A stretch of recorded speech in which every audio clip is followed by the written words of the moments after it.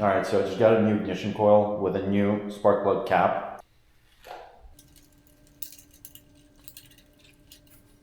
I don't think there's much difference. I'm gonna show it to you in the dark.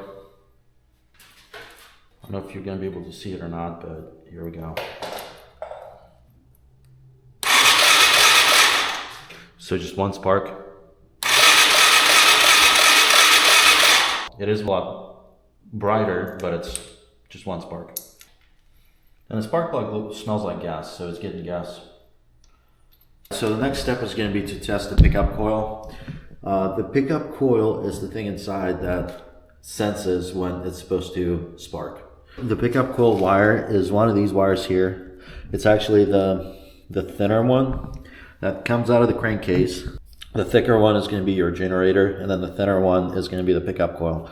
Essentially, it senses when the flywheel is at a certain point, and it senses when it needs to give spark. So let's go ahead and undo all of these zip ties and see what it looks like. It also looks like there's some electrical work done right here, so we'll dive into that as well. Looks like these were on there for a while. All right, so the pickup coil plug is right here. We're going to unplug it and see what it looks like, and also measure resistance on that. Here's the plug.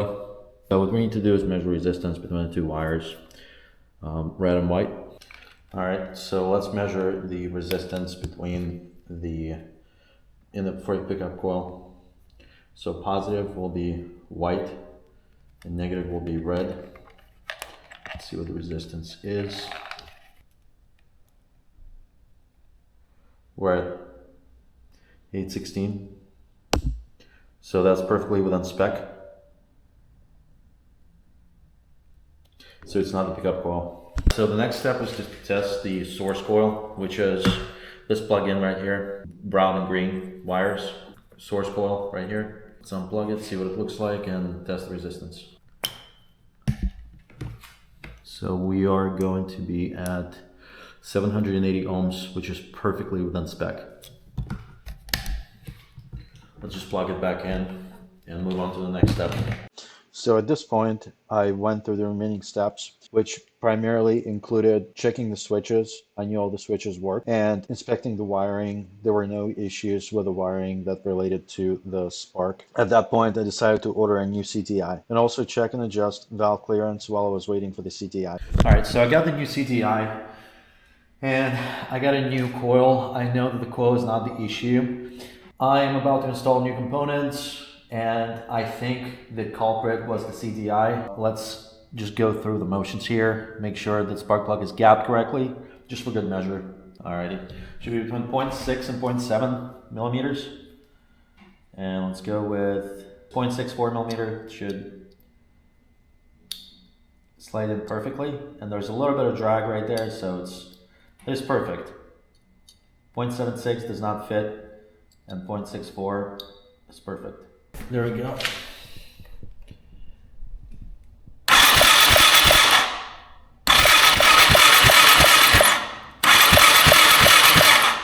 Now let's change the CTI and see what kind of spark we can get. Here's the new CTI. It's the OEM version. Pull this out. Here's the old one. Let's plug this in, see what it does.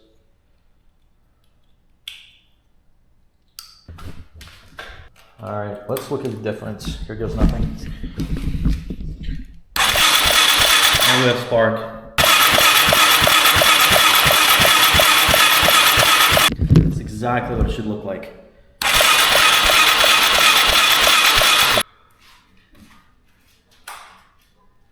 Big moment here.